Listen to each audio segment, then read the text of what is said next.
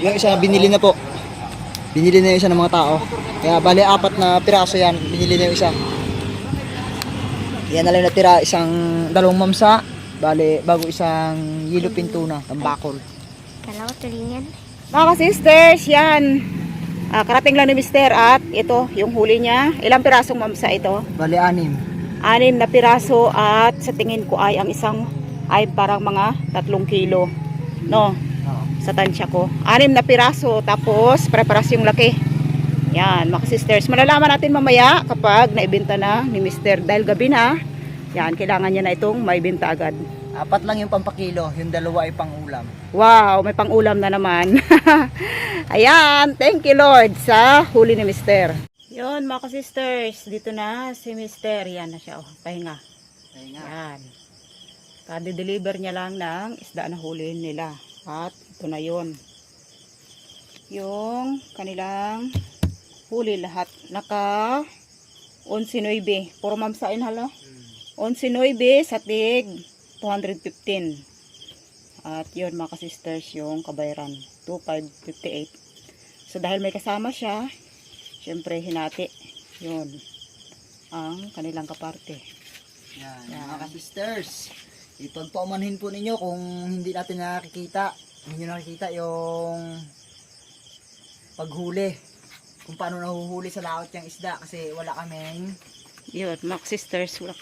wala kaming camera pang pang underwater. Pang Oo. tubig. Kasi pag cellphone mga sisters ay delikado, parang madaling makakuha ng tubig kahit may cover pa siya. Hindi mo pwedeng isama si ka-sister Jen sa laot kasi malulain. Grabe naman to. Kaya hindi ko makapag-video sa laot. Hindi naman ako malulain ng mga sisters kasi yung bangka niya, bilis ng para akong matalbog ba. Yun ang totoo. Ayan, kahit paano, ayan, kumikita mga sisters at sobrang pasalamat po ako kay God kasi sa araw-araw na paglalaot ni Mister, yan, nanalangin na lang ako. So talagang God provide. So thank you. Thank po mga ka-sisters at mga ka-brothers. So walang laot muna ngayon kasi ngayon ay araw ng linggo. Kaya medyo umay-umay tayo sa isda. Kaya namuluto ako nitong karne. Nakabili kami ng 1 kilong karne kaninang maga. Lutuin namin to para ulang yung pananghalian. Adobo sa tuyo to. Yan, may tuyo. Ito na. May kalamansi, sibuyas, bawang na. Yan. Lulutuin ko na to para may ulam kami ngayon pananghalian. Si Mister ang magluluto mga ka-sisters kasi sabi niyo mas masarap daw magluto si Mister. Kaya siya yung magluluto.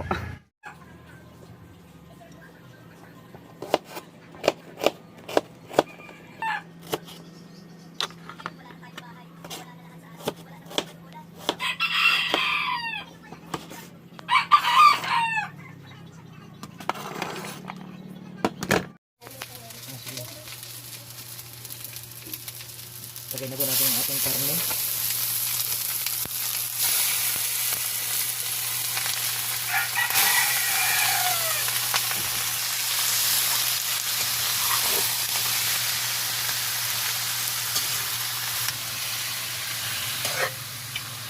Yung ating karne po, ipapupulahin lang natin. Lagyan ng tuyo, saka kaunting tubig. Saka yung ating kalamansi mamaya. Kalamansi yung gagamitin natin pang paasim na kaunti. Para medyo asim kilig siya.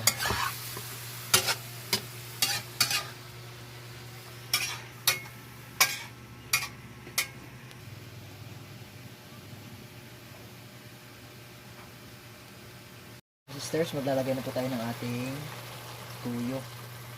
Ang paalat. Yan. Para kumagat agad yung lasa sa laman. Pansi.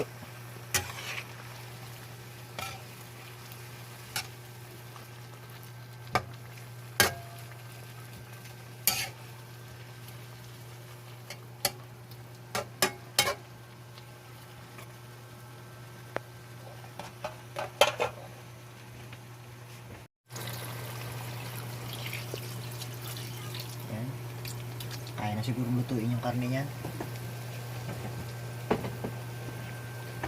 Tapos, takpan po natin siya hanggang sa kumulo.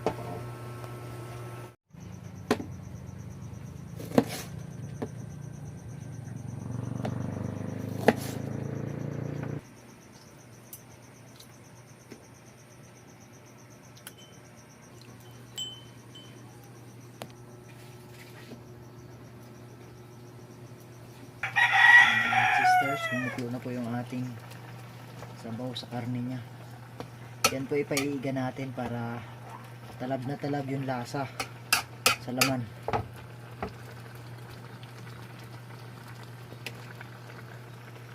Ako na po siya ng paminta. Dinikdik na paminta.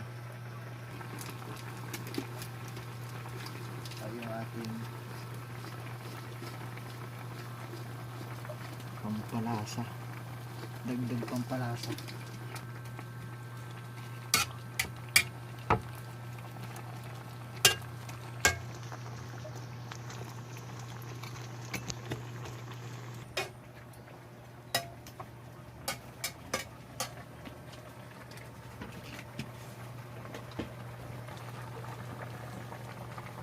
Lagay ko na rin po yung ating kalamansi.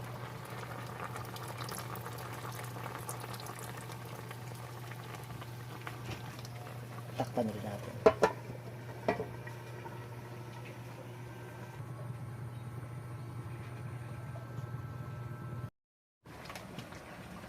Lalagyan na rin po tayo ng ating pampalapot. Oyster sauce Mamasitas.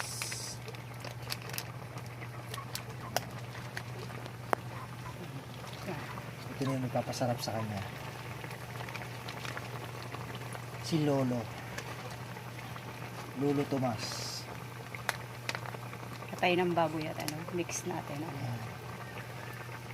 Bulain sa atay ng baboy. Yan po, ihintayin na natin sa maiga. Yan talagang iga.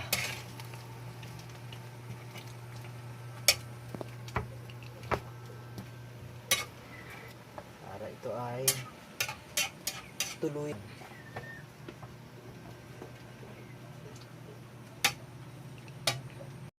Hindi ko na nakalimutan mga kasisters, mayroon pa pala itong ating asukal. Pampasarap. Namis. Pambalance ng lasa. Yan ang secret mga sisters ni Mr. Completos Ricados para masarap yung pork adobo.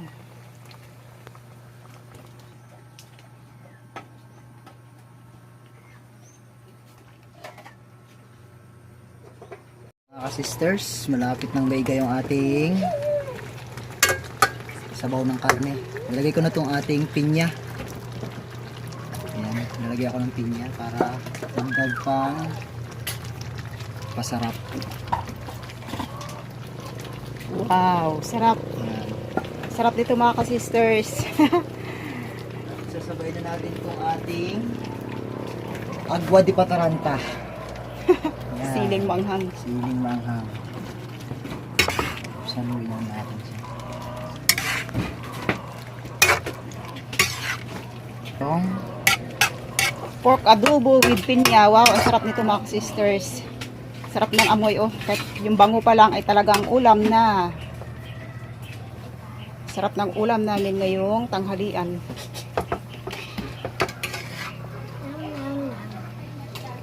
Masarap magluto ng ulam yung aking masipag na asawa dahil hindi tipid sa ingredients. Hindi tipid sa panamya. sabi nga, kakain ka na lang din pasarapin mo na. Kaya masarap. Pang ano ba? Pang restaurant. Lasa ko ito ay talagang masarap na. Iwan ko lang sa iba. Sabi nga ng Batanggenyo daw ang hindi makakain may bukbuk ang ngipin. Ang sarap nito sa itsura pa lang Kaya iga pa natin. Pakapitin pa natin yung sauce sa kanyang sa laman.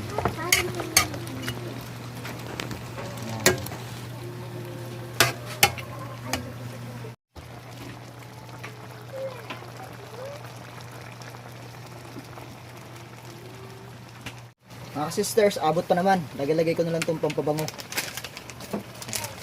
Ito naman ay saglit lang tumalab yung bango niya. Lagay lang tayo ng mga 4 na dahon. Yan. Okay na yan. Bay leaf. Laurel, dahon ng paminta.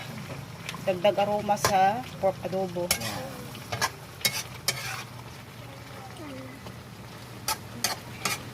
At ito ikuha na. Talagang mapapakinabangan na. Yan. Mas masarap yung may ganyan, may kaunting sabaw-sabaw para meron tayong pang paano sa kanin natin. Tamang-tama yung kanin namin mga ka-sisters ay bahaw. Dahil kagabi ay hindi kami naghapunan. Saging yung hinapunan namin kagabi. Nilagang saging lang kinain kaya ito na ngayon. Bawi din ngayon. Bakit ngayon? Kaya ang kanin namin kagabi ay naging bahaw. Kaya yan. Foods na tayo. Yan. At sa puntong itong mga ka-brothers at ka-sisters ay ano, ihahayin na natin tong ating nilutong adobo, karne. Dalawang lagayan.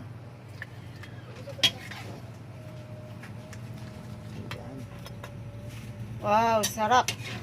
Bango mga ka-sisters, amoy pa lang ay talagang tunay na ulam na. Kanin na lang ang kulang.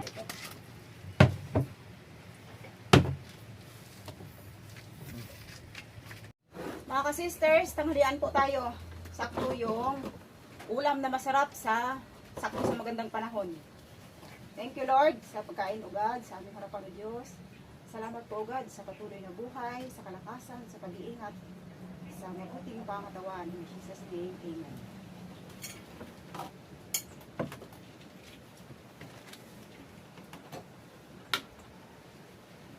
Hindi ko kayo ng kanin yan. Ang aming kanin ay malamig, bahaw.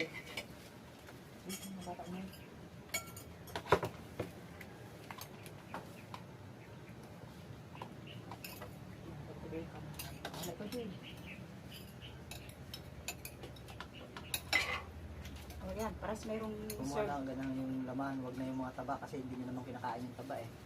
Yan, paras nakaserve yung ulam. Paras mayroon. Kasi kuha lang ng kuha. Pwede ko sa yung sili sa kabila ilagay. Yung? Sili? Baka hindi mo kain ako. Hindi mo kaya ang sili. Manghang masyado yung sili na yan. Gusto mo ng pinya na. Okay.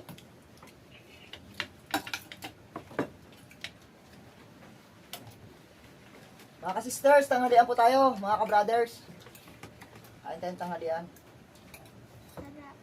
Sarap na. Apa. Sabi ko sa'yo, hindi makakapangain yan. May bukbuk ang ngipin eh. Nakapag-ulam din kami ng karne mga ka-sisters dahil yung biyaya ni God sa kay Mister sa huli ay ayos. Kaya may extra kaming pang bili ng masarap na ulam, karneng baboy, Binta yung isda. Bili naman ng ibang ulam. para maiba din. Makatikim din ang mga bata ng masarap na pork adobo. May kamay na lang ako. Kaya masarap mong kamay eh.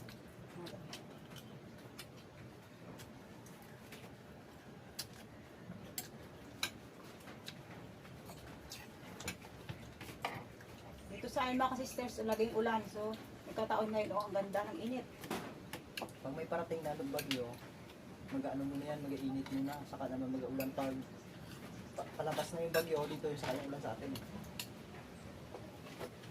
Dahil linggo ngayon, sabi ko kay Mister, pahinga muna siya. Dahil sunod-sunod din siya ng laot. At sobrang nakakapagod talaga dahil sa lakas pa lang ng alon, sa pakikipaglaban sa lakas ng alon sa dagat ay nakakapagod na.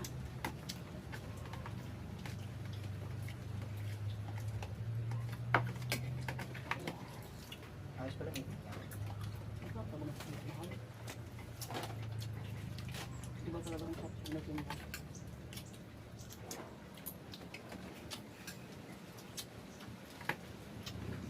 Lahat tayo malaki no? Ano na? Bakit ito? Dalawang ang ganda.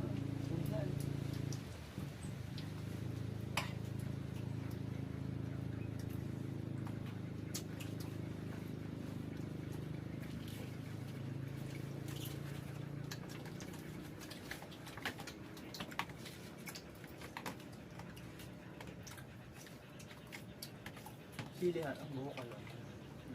Ay.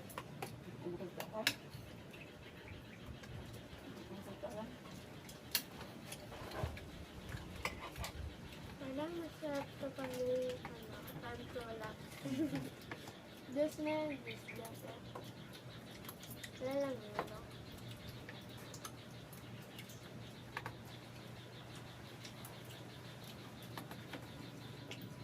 Pangit mag-cook ngayon na, tag-ulan. Yung ano? Hindi maganda ang cook sa katawan ha. Hindi. Yung normal juice. Nagtinta pa tayo.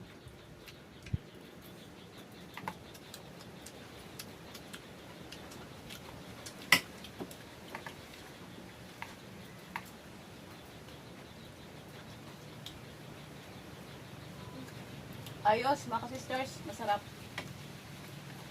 Ang lasa sa inyo? Sarap.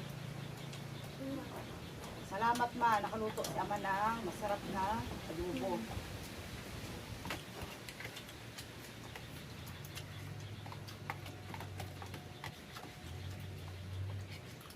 Kagat-gatan mo sila, masarap. Langhang. Tapos kagatan mo ng pinya. Ah.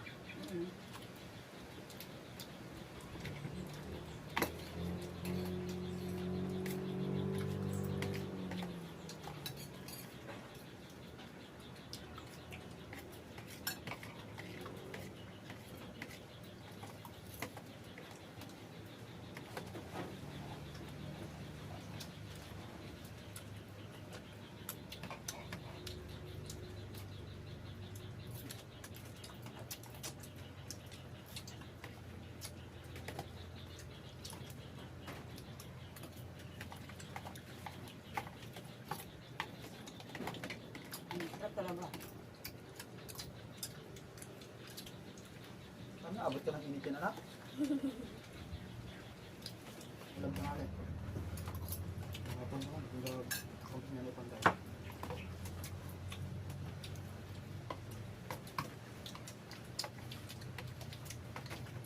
Dalay niyo, tapos mamay daling sumindukot. Pangit na ito. Tita.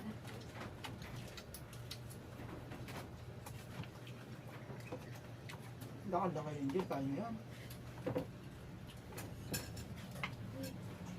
Hindi. Hindi, mael. Sa akin mo, mabata na.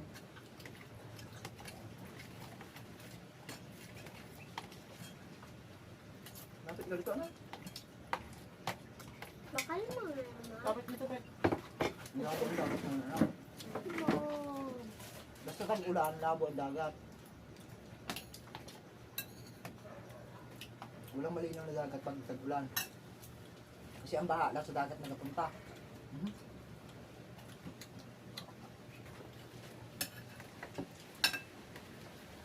Sarap ng pinya.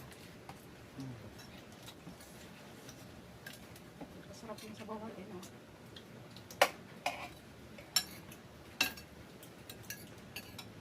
Sakto lang yung aso.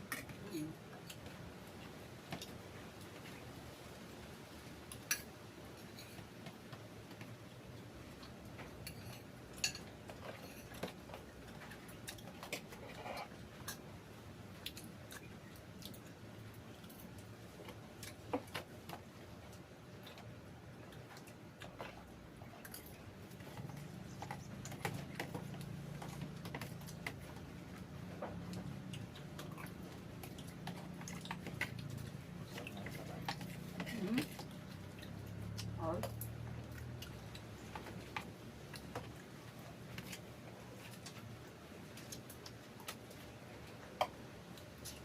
Sabi mo kan